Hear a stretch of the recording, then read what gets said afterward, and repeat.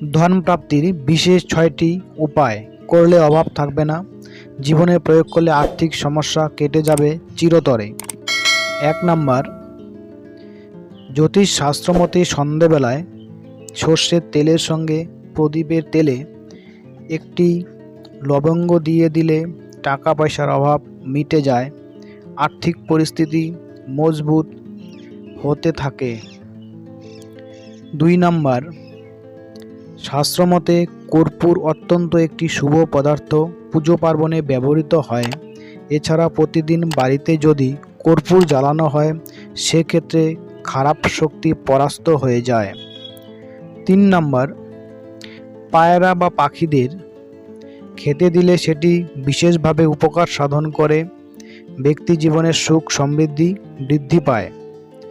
4 number, তাওয়ায় রুটি করার আগে দুধের ছেটা দিলে ঘরের সুখ ও সমৃদ্ধি প্রশস্ত হতে থাকে। নিয়ম করে রুটি করার আগে তাওয়ায় দুধ ছিটিয়ে দিলে বিশেষভাবে উপকৃত হওয়া সম্ভব। 5 নাম্বার, আর্থিক সমস্যা থেকে মুক্তি পেতে বৃহস্পতিবার দিন নিয়ম করে তুলসী গাছে দুধ অর্পণ করলে বিশেষভাবে ফল পাওয়া যায়, আর্থিক কষ্ট দূর হয়ে থাকে।